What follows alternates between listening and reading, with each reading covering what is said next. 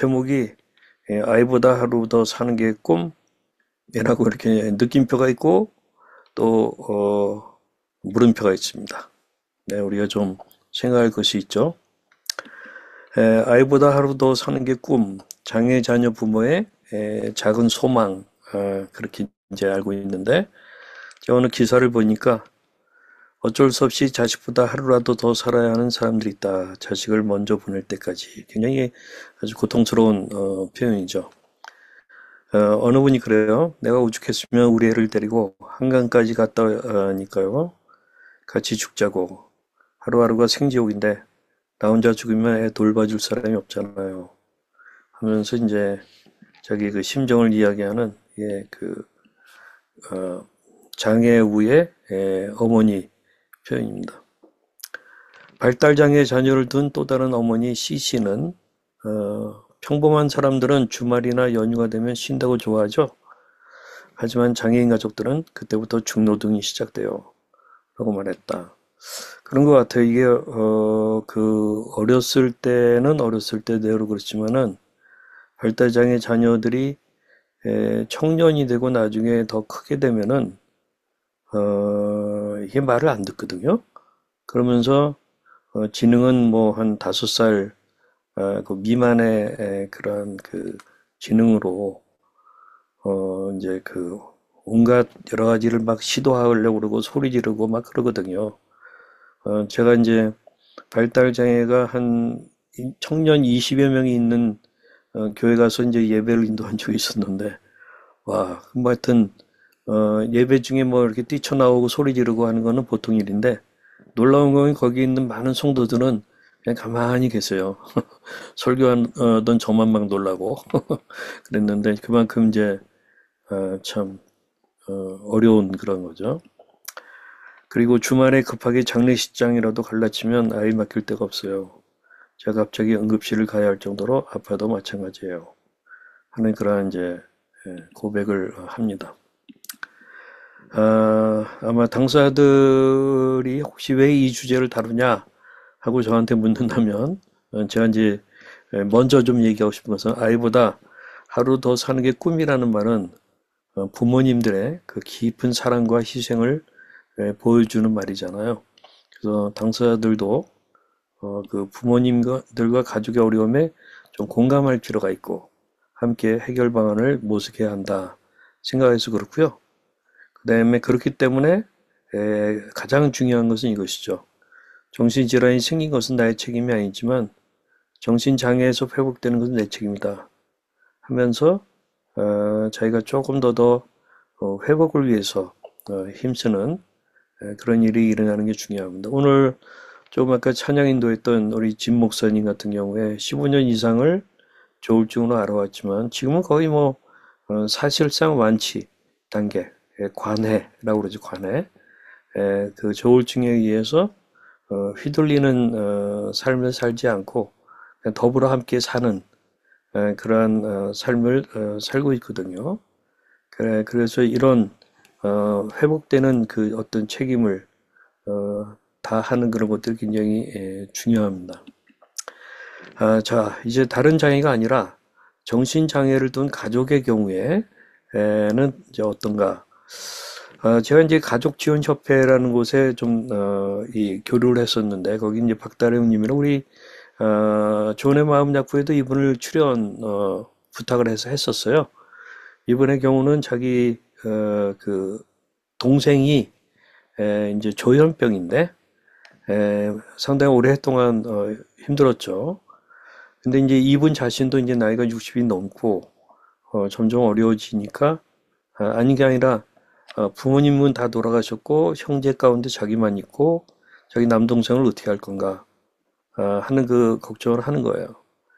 그래서 이제, 그 기초수급자의 등록을 다 마쳤고, 그 다음에 이제 또, 장애 그를 위한, 임대 아파트, 그것도 다, 받을 수 있게 해놔서, 자기가 조금은 좀 마음이 가벼워졌다, 하는 얘기를, 하는, 그걸 제가 아주 의미 있게 이제 들었었는데 또 우리 아들라 멤버 가운데 조울증 아들을 두고 있고 또 조울증 언니를 보살피는 그런 분이 한 분 계세요. 특별히 그 언니가 이제 뭐 같이 늙어가니까 다 60대인데 언니를 수십 년 보살펴 왔어요. 근데 이제 언니가 이제 가끔 이제 짜증을 내죠. 보살펴 주지 않는다. 근데 이게 참 쉬운 일이 아니잖아요.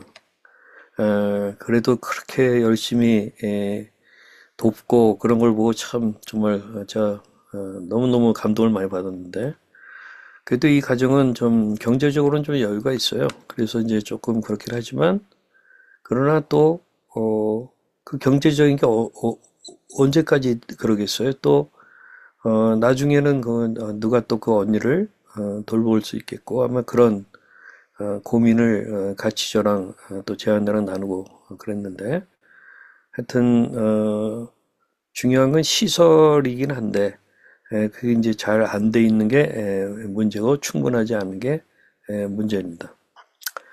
그리고 이제 형편이 안 되는 가정은 또 어떻게 할 거냐 하는 그런 어려운 문제들이 있어요. 제가 부모나 가족들에게 왜 이 주제를 다루는가 하는 것을 좀 한번 나눌게요. 아마 여러분들은 저한테 반문이 있을 거예요. 저희 두 자녀는 결혼을 했으니 걱정이 없지 않나요? 하고 물으실 거라고 생각해요. 근데 그렇지는 않아요. 우리 부부의 걱정은 뭐냐면 정신장애가 있는 두 아들이 아내들로부터 저희 그 며느리들은 정말 착하고 정말 잘해요. 그렇지만 아무리 착하고 잘해도 그 장애가 있는 자기 남편에 대해서 뭐 일반적으로 은근히 무시하거나 멸시하거나 하는 일들이 일어날 수밖에 없어요. 또 자녀들도 이제 점점 커가고 그러면서 우리 아빠가 좀 달라 뭐 다른 아빠들하고 그러면은 무시나 멸시 하고자 하는 마음이 일어날 수가 있어요. 그렇기 때문에 저는 두 아들과 함께 정말 무시나 멸시당하지 않고 이해나 존중을 받고 살아가는 것을 늘 같이 생각하고 고민하고 그렇게 이제 노력하려고 하는 거거든요. 그렇기 때문에 여전히 우리 부부에게도 두 아들보다 하루 더 사는 게 꿈이라는 마음도 있다고 얘기할 수 있습니다. 정신장애를 둔 부모님의 이 아이보다 하루 더 사는 게 꿈이라는 말은 자녀를 향한 깊은 사랑과 헌신을 보여주는 것이다. 그러나 동시에 미래에 대한 막막함과 불안감을 동시에 보여주는 것입니다.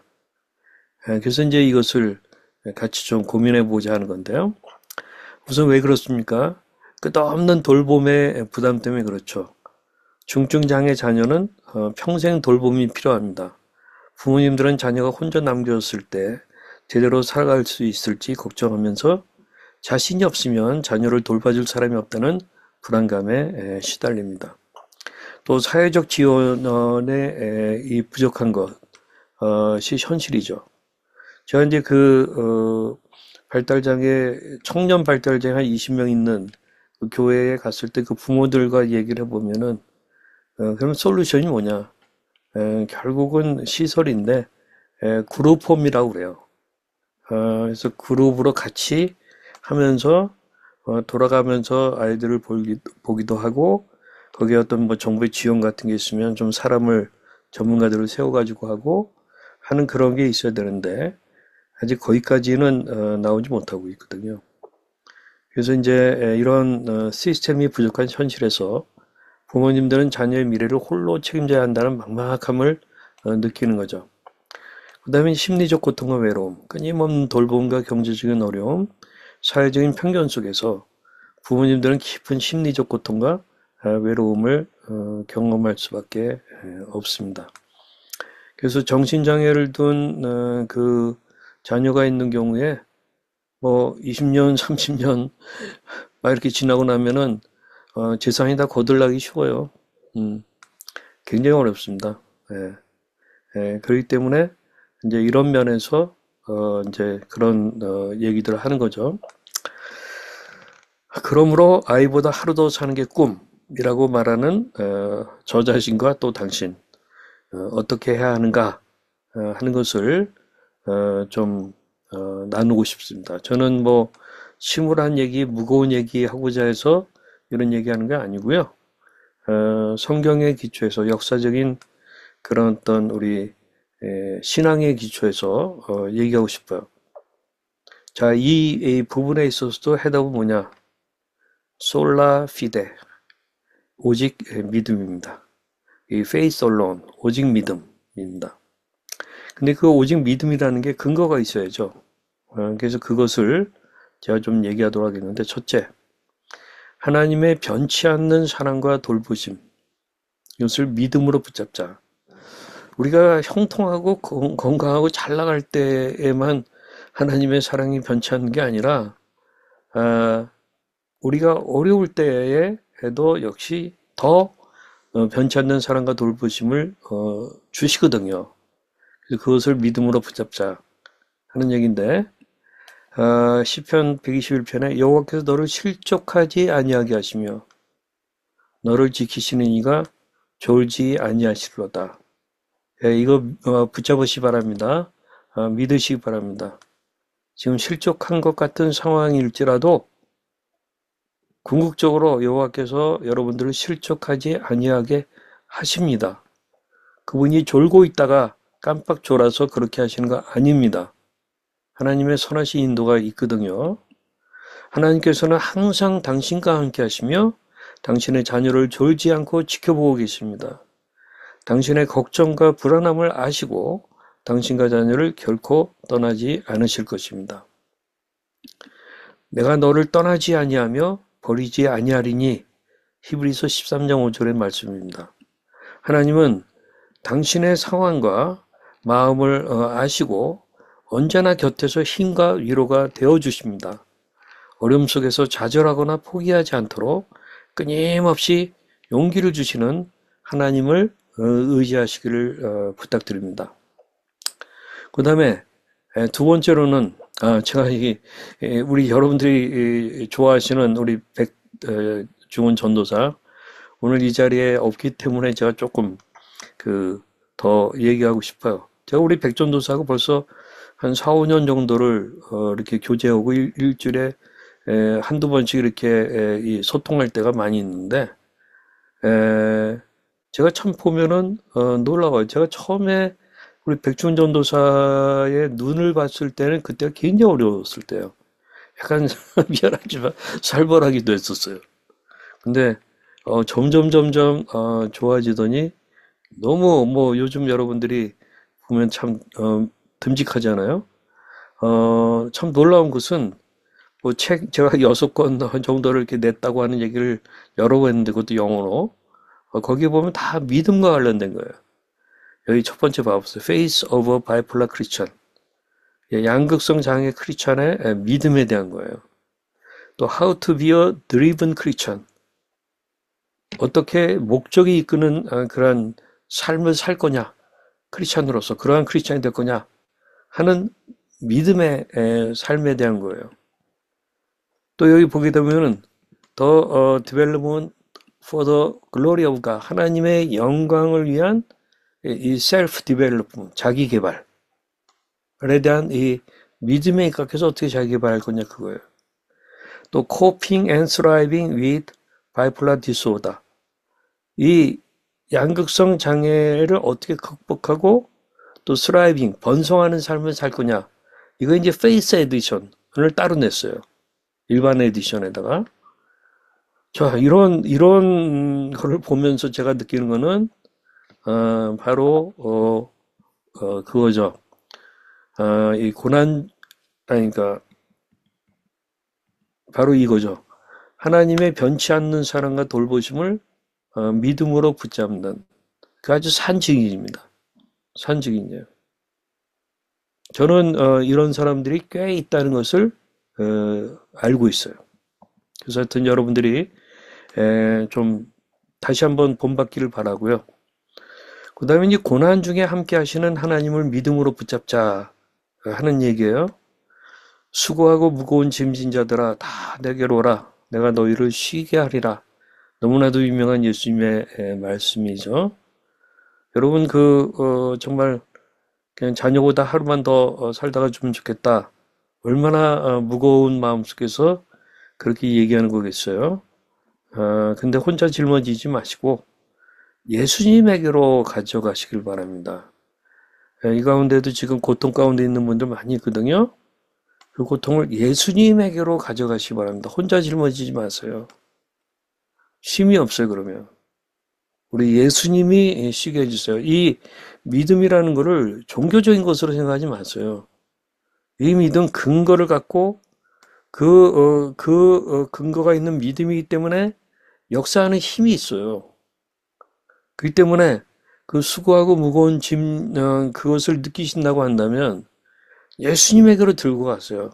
뭐 감정으로 뭐 울고 불고 그럴 필요도 없어요. 그냥 믿음으로 그 전능하신 하나님의 아들 예수 그리스도 십자가에서 나를 위해서 죽으신 분, 그러나 사흘 만에 부활하신 분, 하나님 우편 보좌에서 나를 위하여 기도하고 계시는 분, 그분에게로 가져가시기 바랍니다. 그러면 그 하나님이 우리를 쉬게 하시는 그런 일들이 일어납니다. 지금 당신이 겪는 고통과 무거운 짐을 주님께 내려놓으십시오. 주님께서는 당신의 짐을 덜어주시고 평안과 안식을 주실 것입니다. 또 고린도후서 12장 9절에 제가 참 좋아하는 말씀인데요. 나의 은혜가 네게 족하도다. 이는 내 능력이 약한 데서 온전해짐이라. 그래서 우리의 연약함이 하나님의 은혜를 받는 코스, 하나의 통로예요. 하나님의 은혜가 없어진 curse, 저주, 그게 아니에요. 하나님의 은혜의 코스, 통로예요. 내 연약함이. 그렇기 때문에 오히려 나의 은혜가 하나님의 은혜가 네게 족하다. 네가 연약할 때 라는 말씀을 분명하게 주시잖아요. 그래서 우리가 당신의 정말 연약함 가운데서도 하나님의 은혜가 충분하다고 하는 사실을 믿으시기 바랍니다. 하나님께서는 당신의 부족함을 채워주시고 당신을 강하게 하실 것입니다. 제가 그 새롭게 하소서에 몇 년 전에 이제 나왔을 때 어떻게 이제 그 어려움을 두 아들의 조울증 그것으로 인한 어려움을 뭐 이겼냐 하는 그런 이제 주영훈 씨 질문이 있어가지고 제가 이제 그때 든 비유가 있어요. 내셔널 지오그래픽에서 나온 영상을 제가 보다가 바로 이거야. 내가 살았던 비결은 바로 이거야. 이 엄청난 파도가 막 밀려오는데 휩쓸리지 않으려면은 파도에 올라탄다 그거 아닙니다. 어떻게 하는 거냐? 바로 이 사람처럼 그 바위, 단단한 바위를 자기의 팔로 이렇게 껴안으면서 거기에다 깍지를 끼고 오는 파도를 갖다가 그냥 얼굴을 숙이면서 그런 할 수 없이 마주치는 거예요. 중요한 건 이 바위에 바위. 이 바위를 깍지 끼는 거예요. 저희가 뭐 다른 방법으로 해봤자 엄청난 파도가 왔을 때 휩쓸릴 수밖에 없어요. 그래서 다시 한번 여러분들에게 이 그림을 상기시켜 드리면서 여러분들에게는 붙잡는 은혜의 바위가 있는가? 썩어 없어질 돈도 아니에요. 그거 돈 있다고 되는 거 아니에요. 사람 의지한다고 되는 것도 아니에요. 변함이 없는 하나님의 은혜의 바위, 하나님이 선하시다는 것, 하나님이 전능하시다는 것, 하나님께서 하나님의 자녀들을 고난 중에도 돌보신다는 것, 바로 이것을 믿는 믿음을 가지고 그 은혜의 바위를 붙잡는 것이 중요하다는 사실을 다시 한번 말씀드리고 싶어요. 그 다음에 이제 세 번째 드리고 싶은 말씀은 이것입니다. 소망과 위로의 말씀을 믿음으로 붙잡자. 우리 현재적인 고난이지만 오히려 소망과 위로의 그것을 발견할 수가 있어요. 너희 염려를 다 주께 맡기라. 이는 그가 너희를 돌보심이라. 예, 자녀의 미래에 대한 염려와 불안함을 하나님께 맡기십시오. 하나님께서는 당신보다도 자녀들을 더 잘 아시고 가장 좋은 길로 인도하실 것입니다. 제가 아까 제 두 자녀가 결혼해서 아이들도 낳고 비교적 잘 살고, 또 뭐 우리 큰아이 대통령, 그 뭐 혁신위원회 혁신위원도 됐고, 그 다음에 우리 작은아이 근래에 또, 이 파트타임 잡도 구하게 됐고, 그러긴 하지만, 그래서 불안하지 않은 거가 아니라, 하나님께서 나보다도 우리 두 자녀를 잘 아시고, 그 집안의 형편을 잘 아시고, 우리 또 새 손주들의 것도 잘 아시고, 가장 좋은 길로 인도하실 것이다 하는 그런 믿음이 있기 때문에 염려를 다 주께 맡긴다는 거죠. 그 맡기면 얼굴이 밝아져요. 얼굴 표정이 달라져요. 그 속에서부터 나오는 그런 긍정적인 에너지가 우리의 몸 구석구석을 만지는 거예요. 뇌의 작용까지도 새롭게 일으키는 거예요. 그렇기 때문에 소망과 위로의 말씀을 믿음으로 붙잡자. 우리가 소망으로 구원을 얻었음에 보이는 소망이 아니니 보는 것을 누가 바라리요? 만일 우리가 보지 못하는 것을 바라면 참음으로 기다릴지니라. 로마서 8장의 말씀입니다. 보이는 소망이 아닙니다. 제가 그저께 제 후배 이제 자매인데 저랑 같이 이제 들고 가니까 나이가 거의 50대 후반이더라고요.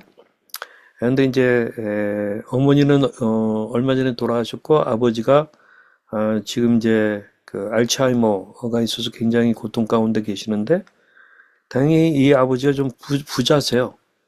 그래가지고 뭐 큰 아파트에 이제 혼자 사시면서 요양원 모실까요 하면 안 가겠대요. 그러면은 뭐 결국은 이제 간병인 한 달에 뭐 거의 뭐 한 300만 원 이상을 써가면서 거의 뭐 아마 한 24시간 체제로 그렇던가 하여튼 그러면은 뭐 한 5, 600만 원은 써야 되지 않겠어요? 그런데다 이분의 물리치료사가 또 매일같이 와요. 그러니까 저희가 한 달에 1,000만 원씩을 지금 쓰고 있다고 그러더라고. 다행히 아버지가 벌었던 돈이 좀 있으니까 그렇긴 해요. 근데 같이 이야기하였지만 그 자매도 보이는 소망이 아니라는 거. 그 돈 금방 날아간다는 거 다 알죠. 뭐 아버지가 열심히 벌었으니 아버지가 쓰고 가시는 거 좋아요. 또 그렇게 해서 사회적으로 그 돈이 흘러가게 하는 것도 의미 있는 일이죠, 뭐. 그러나 자매는 그 가족들은 보이는 소망이 아니라는 것을 다 알고 있어요. 저는 바로 우리에게 이 믿음이 필요하지 않나. 그래서 만일 우리가 보지 못하는 것을 바라면 참음으로 기다릴지니라 해서 지금은 어렵고 힘들지만 소망을 잃지 마시길 바랍니다. 또 하나님께서는 당신과 자녀를 위해 놀라운 계획을 가지고 계십니다. 믿음으로 인내하며 기다리면 하나님께서 당신의 기도에 응답하시고 당신의 삶 가운데 놀라운 일을 행하실 것입니다. 제가 이제 이 장은하 부대표라고 참 멘탈 헬스 코리아라고 하는 그것에 대해서 제가 참 너무 귀하게 생각해요.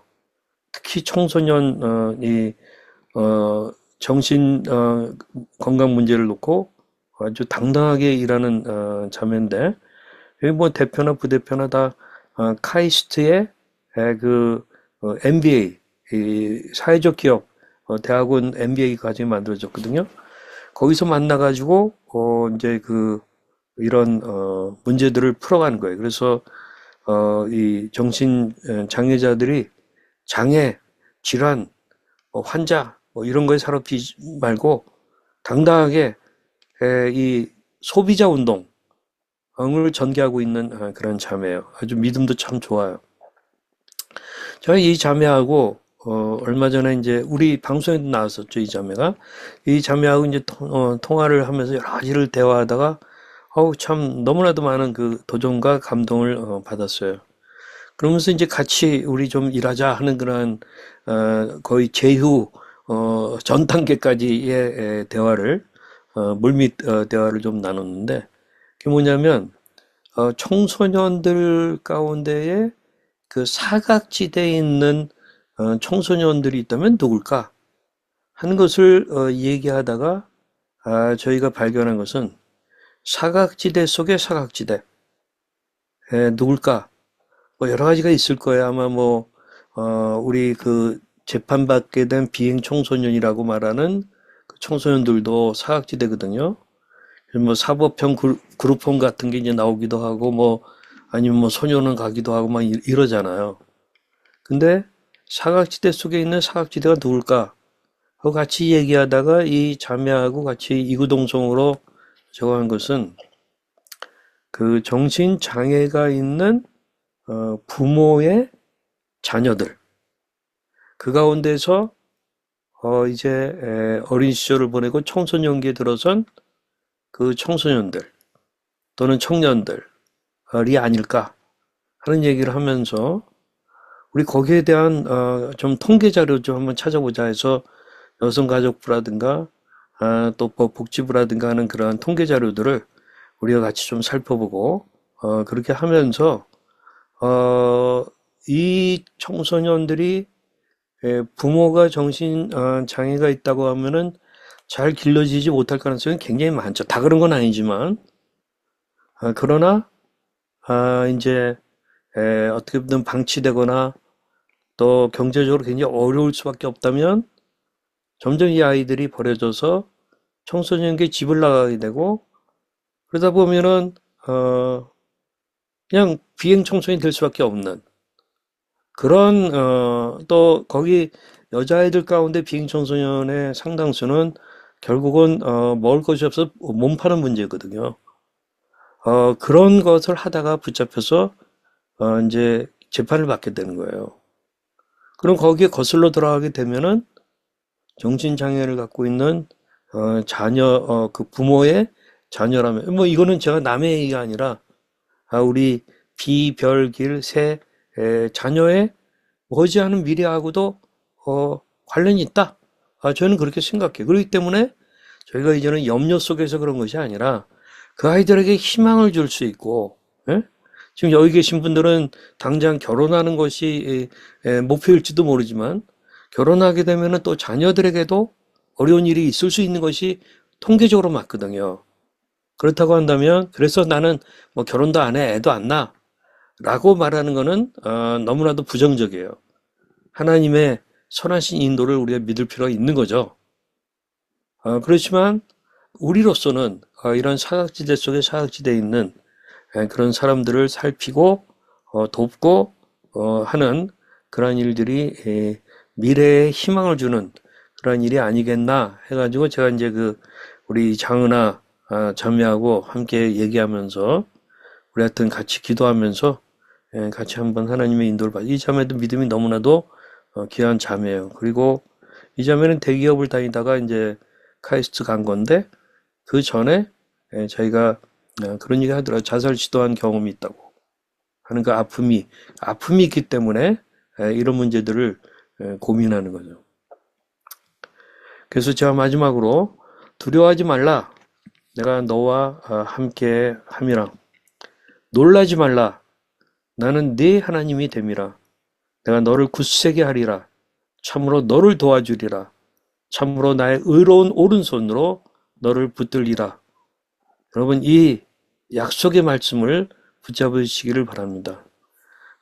힘든 시간 속에서도 믿음을 잃지 않고 하나님의 사랑과 은혜를 의지하며 나아가시기를 기도합니다.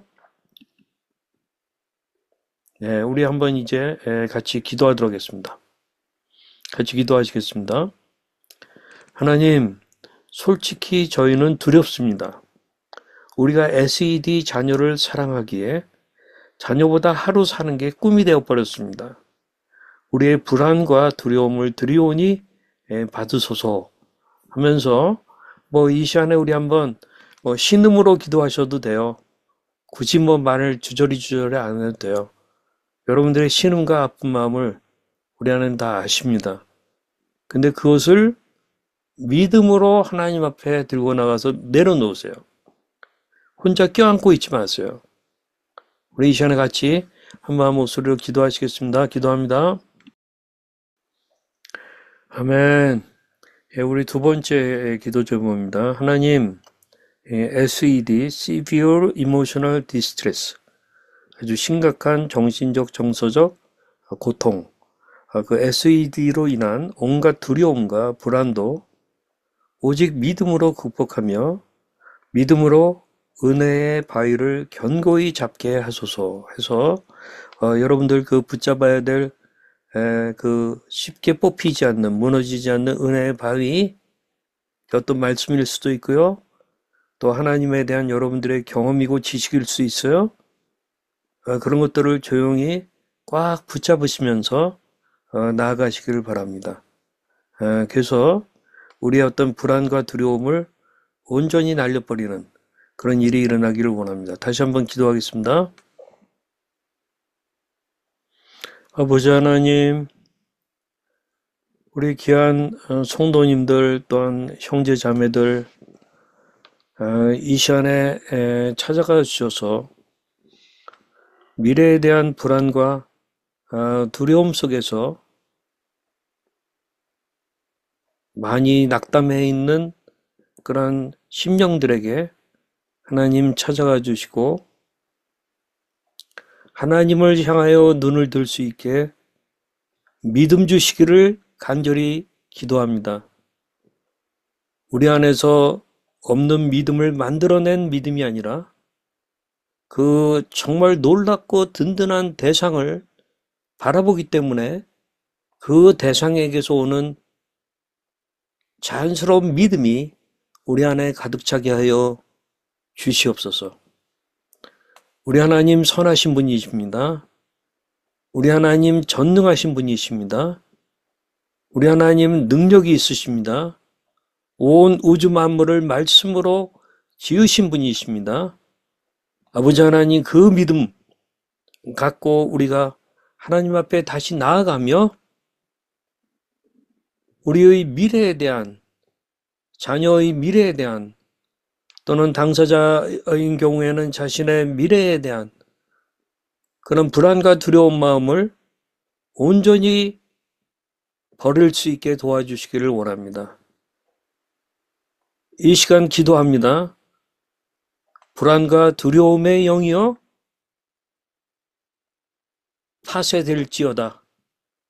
주 예수 그리스도의 이름으로 명하노니 파쇄될지어다. 아버지 하나님 우리에게 참된 믿음을 주셔서 우리가 지금 얼굴 표정이 당장 달라지게 도와주시고 우리에게 희망이 생길 수 있도록 우리 하나님께서 도와주시기를 간절히 바라옵고 기도합니다. 우리 주 예수 그리스도의 이름으로 기도하였습니다. 아멘.